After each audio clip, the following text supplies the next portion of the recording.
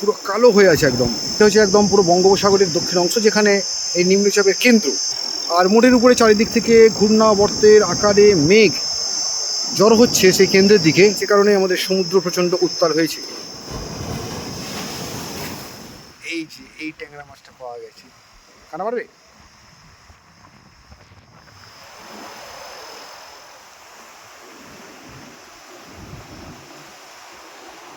এই সেই zero point যেখানে দুদিক থেকে ঢেউ প্রবেশ করে। দেখুন আমরা, এই দিক থেকে ঢেউ প্রবেশ করছে আর এই দিক থেকে ঢেউ প্রবেশ করছে। কি অপূর্ব একটা মিলন স্থল, পূর্ব এবং পশ্চিমের মিলন স্থল। সেদিকে দক্ষিণ দিকে আবার ঢেউ চলে, সেই যে ঢেউ চলছে। এটা পশ্চিম দিক আর এটা পূর্ব দিক, তিনটে দিকে ঢেউ একসঙ্গে চলছে।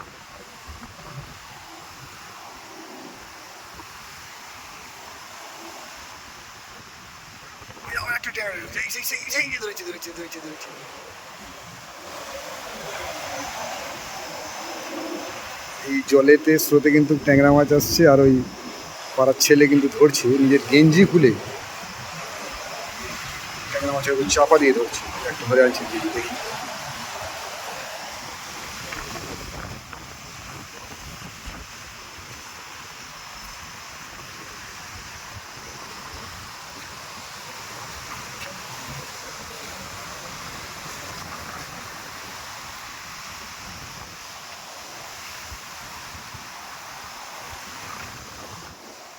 বেশ মজা হচ্ছে বিষয়টা, কারণ এই জলের স্রোতের সাথে সাথে ট্যাংরা মাছ আমাদের এই মৌসুমী জিরো পয়েন্টের ঢেউ এই সাদা বালির উপরে চলছে।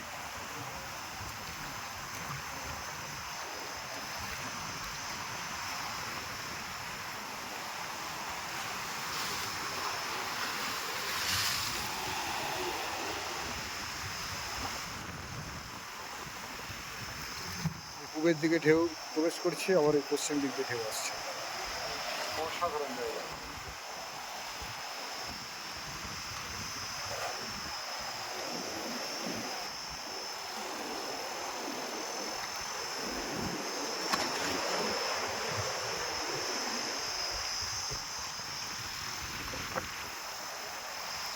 ব্যাপক ঢেউ চলছে এখানে।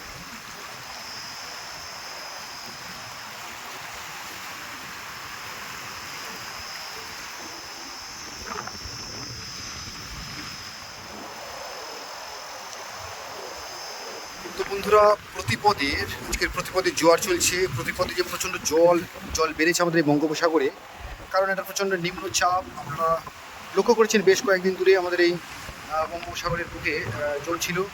সেই নিম্নচাপ এখন কেন্দ্রীভূত হয়েছে এবং সে ধীরে ধীরে অগ্রসর হচ্ছে, স্থান পরিবর্তন করছে, যে কারণে প্রচণ্ড প্রভাব পড়েছে আমাদের এই বঙ্গোপসাগরের বুকে। আর এই বঙ্গোপসাগরের ঢেউ প্রচণ্ড উত্তাল হয়ে উঠেছে, যে কারণে জল অনেক বাড়া ছিল আজ।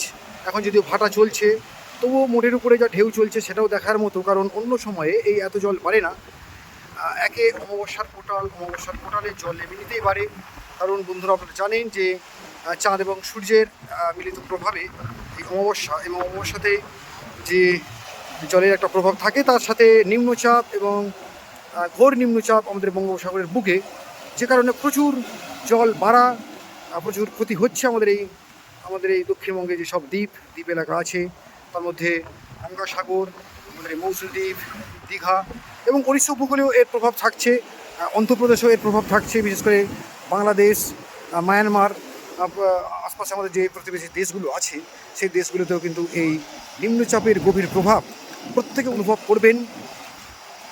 যেমন আমরা এখানে মৌসুমী দ্বীপ থেকে বুঝতে পারছি যে চারিদিকে আকাশ একদম মেঘাচ্ছন্ন, কখনো কখনো রোদ্দুর, কখনো কখনো প্রচণ্ড বৃষ্টি। যেমন দক্ষিণ দিকে একদম দেখুন প্রচণ্ড কিন্তু মেঘ আছে এবং বঙ্গোপসাগরের বুকে কিন্তু প্রচুর কালো হয়ে আছে একদম আকাশ। আমি দেখাবো আপনাদেরকে ঠিক এই জঙ্গলের উপরটায় নিয়ে গিয়ে, এই জঙ্গলের উপরটায় কী হচ্ছে। সঙ্গে থাকুন বন্ধুরা। হ্যাঁ, এসছি আমি। ওহো, এই সেদিকের অসাধারণ পরিস্থিতি দেখাই বন্ধু। ও দেখুন কীভাবে ঢেউ চলছে এই জায়গাটায়। আর সেই যে দক্ষিণে দেখুন মেঘ পুরো কালো হয়ে আছে, একদম মেঘ কালো হয়ে আছে। ওইটা হচ্ছে একদম পুরো বঙ্গোপসাগরের দক্ষিণ অংশ, যেখানে এই নিম্নচাপের কেন্দ্র অবস্থান করছে। আর মোড়ের উপরে চারিদিক থেকে ঘূর্ণাবর্তের আকারে মেঘ জড়ো হচ্ছে সেই কেন্দ্রের দিকে, সেটি যে নিম্নচাপের কেন্দ্র, আর যে কারণে আমাদের সমুদ্র প্রচণ্ড উত্তাল হয়েছে।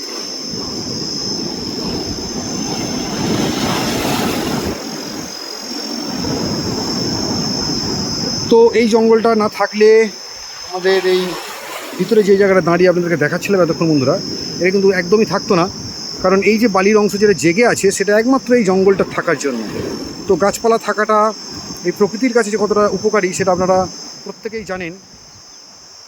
কারণ এই গাছপালা যত থাকবে, জঙ্গল যত থাকবে, ততই মাটি শক্ত করে আঁকড়ে থাকবে আমাদের এই পৃথিবীর বুকে। কারণ মাটি অনেক মূল্যবান, মাটি না হলে প্রায় এই জীবজগতের টিকে থাকা প্রায় অসম্ভব হয়ে যেত।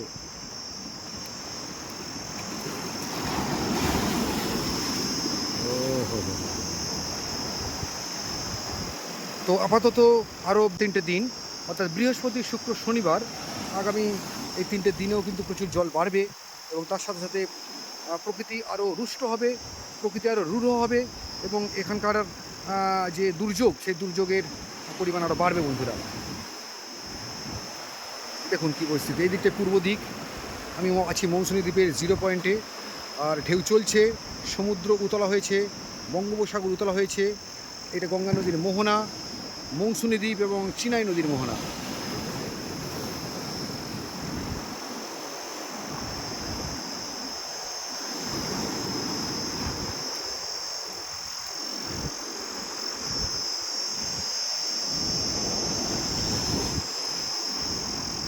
তো এই অপূর্ব প্রাকৃতিক পরিবেশ এখন চলছে, যদিও এই দুর্যোগপূর্ণ ওয়েদার কিছুটা গরম কমিয়েছে, তবে মোটের উপরে জলের যে প্রভাব সেটাও কিন্তু এই উপকূল বরাবর যারা বসবাস করেন তাদের কাছে একটু ভয়ের। কারণ অবশ্যই দেখুন জলের কি ঢেউ।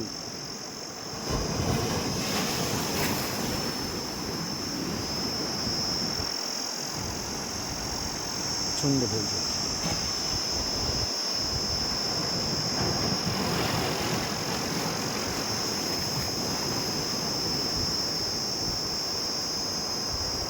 তো যারা মৌসুমী দ্বীপ ঘুরতে আসতে চাইছেন এই মুহূর্তে আসতে পারেন, কারণ এইরকম সমুদ্রের প্রভাব বা সমুদ্রের তাণ্ডব আপনারা অন্যান্য সময় দেখতে পাবেন না।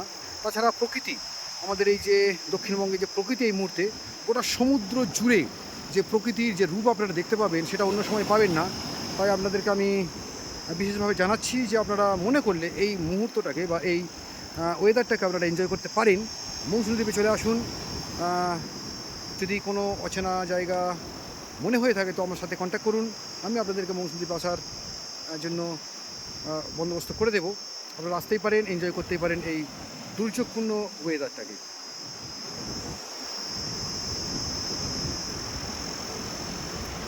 তো বন্ধুরা, দেখা হবে আমাদের পরের ভিডিওতে, কারণ এইরকম দুর্যোগপূর্ণ ওয়েদারের আপডেট আপনারা পরস্পর পেতে থাকবেন। সে কারণে ভিডিওটিকে একটু শেয়ার করে দেবেন, পেজটিকে একটু ফলো করে দেবেন। আবার দেখা হবে আমাদের পরের ভিডিওয়। ততক্ষণ সবাই ভালো থাকবেন আর দেখতে থাকবেন আমাদের এই পেজ কাগজের নৌকো।